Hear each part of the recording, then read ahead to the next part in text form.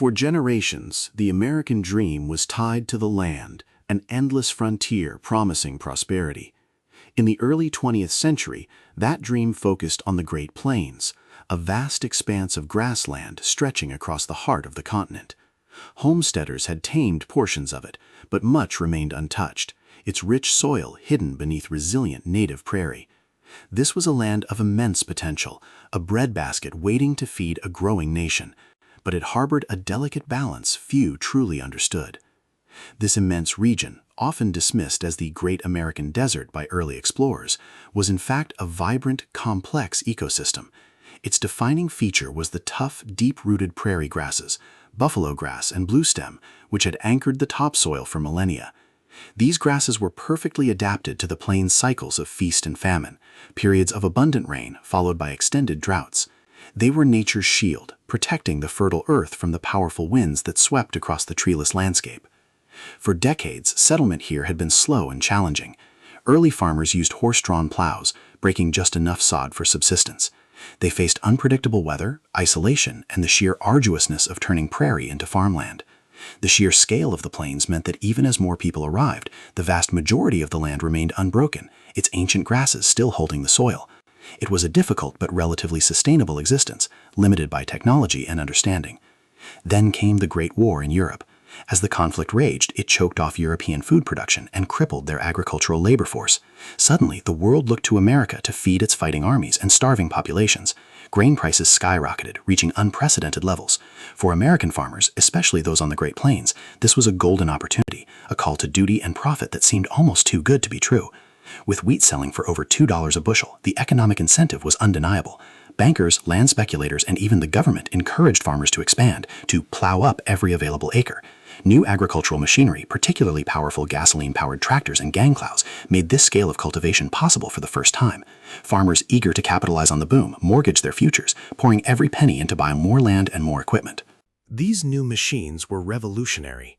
A single tractor could do the work of dozens of horses and men, quickly transforming miles of grassland into endless fields of wheat.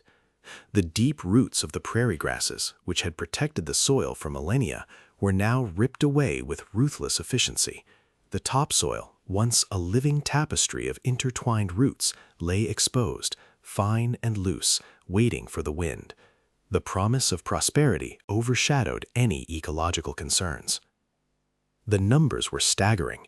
Between 1910 and 1930, over 32 million acres of native grassland were plowed under in the Great Plains.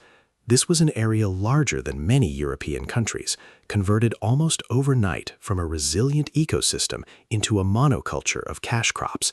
The transformation was so rapid and extensive that it fundamentally altered the very nature of the land, removing its natural protection and leaving it vulnerable. After the war, grain prices inevitably fell. The demand lessened, and American farmers found themselves producing more than the market could absorb. Many were already deeply in debt from their wartime expansion, but instead of cutting back, many farmers doubled down. They plowed even more land, hoping to make up for lower per bushel prices by increasing volume. The ecological risks mounted, unnoticed by those chasing the fleeting dream of prosperity. Throughout the 1920s, despite falling prices, periods of adequate rainfall lulled many into a false sense of security. The harvests, though less profitable, continued. The idea that rain follows the plow, a myth from earlier expansion, seemed to hold true for a time. Optimism, fueled by brief wet cycles, masked the underlying fragility. Few understood that the Great Plains naturally experiences cycles of severe drought and that they were setting the stage for disaster. Then came 1929. The stock market crashed, ushering in the Great Depression. The global economy spiraled downward, and with it, commodity prices plummeted even further. Wheat, which had once fetched over $2 a bushel, now struggled to reach 25 cents. Farmers, already burdened by massive debt from land and machinery purchases, were utterly devastated. Their economic foundation crumbled, leaving them vulnerable to the environmental disaster lurking just around the corner. As if the economic collapse wasn't enough, the rain stopped. The Great Plains, naturally prone to drought, entered one of its driest periods on record, starting in 1930 and lasting for much of the decade. The soil, stripped of its protective grass cover, baked under the relentless sun. The loose topsoil, no longer held by roots, became incredibly fine and light, a powdery substance waiting for the slightest breeze to lift it. The first major dust storms hit in 1932 and 1933. They weren't just ordinary winds, they were towering, black clouds of pulverized earth, hundreds of feet high and miles wide. These black blizzards consumed everything in their path, turning day into night. People remembered an eerie stillness before the storm, then the sky darkening, followed by a roaring wind that carried away their farms, their livelihoods, and their hope. Life during the Dust Bowl was a waking nightmare. Dust permeated everything. It seeped into homes, coating furniture, food, and beds.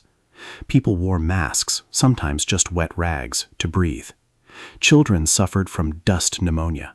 Schools closed, roads became impassable, and simply stepping outside meant facing blinding, choking walls of dirt.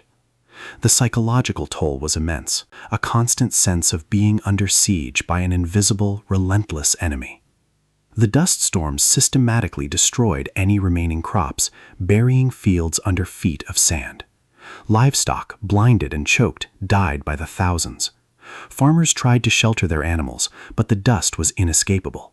Wells ran dry, gardens withered, and fruit trees died. What little produce could be grown was worthless due to the collapsed prices.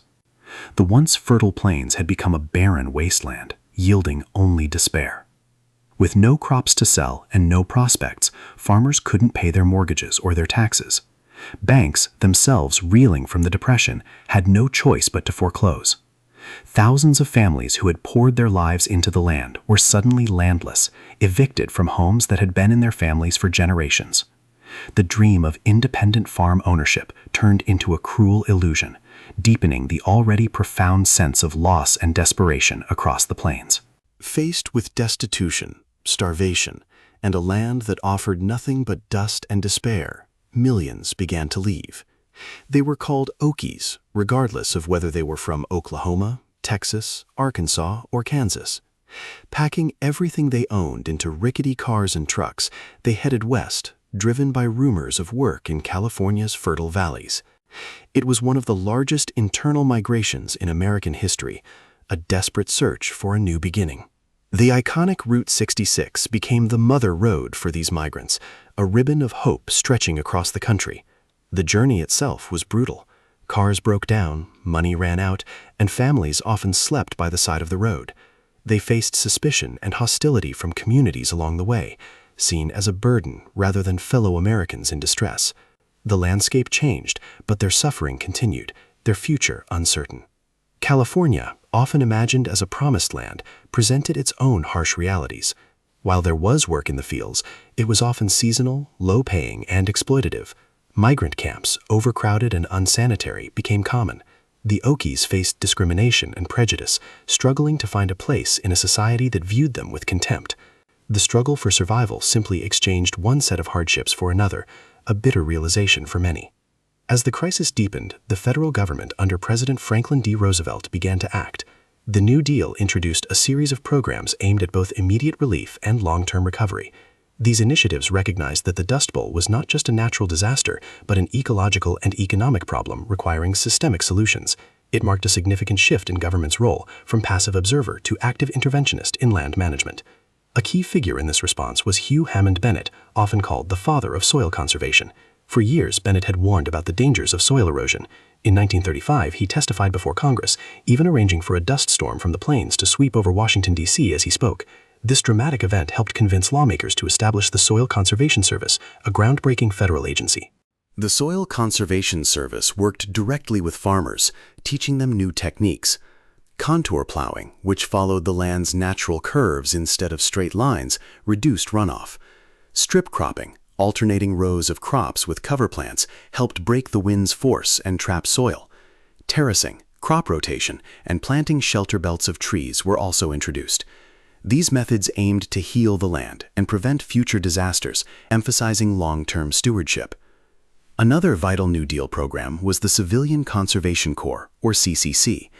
Young men from impoverished families were employed in manual labor projects, including planting billions of trees to create windbreaks and shelter belts across the plains. This massive reforestation effort not only helped to stabilize the soil and mitigate future dust storms, but also provided much-needed employment and instilled a sense of purpose during desperate times. The Dust Bowl didn't end overnight. It took years, combined with the return of more consistent rainfall in the early 1940s and sustained conservation efforts, for the plains to slowly begin to recover. The experience taught America a harsh but invaluable lesson about the limits of expansion and the consequences of ignoring ecological principles. It forever changed how the nation viewed its land, its agriculture, and its responsibility to the environment. The Dust Bowl left an indelible mark on American society and policy. It spurred unprecedented government intervention in agriculture and land management, establishing agencies and practices that continue today. The mass migration reshaped demographics, particularly in California, and the haunting images and stories of the Okies became powerful symbols of resilience in the face of adversity, forever etched into the national consciousness through literature and photography. The story of the Dust Bowl is more than just a chapter in history. It's a timeless warning. It underscores the profound interconnectedness of economy, environment, and human well-being. It reminds us that unchecked pursuit of profit, disconnected from the natural world's delicate balance, can lead to devastating consequences. The land may have recovered, but the lessons of the plow that broke America remain as vital and relevant today as they were nearly a century ago.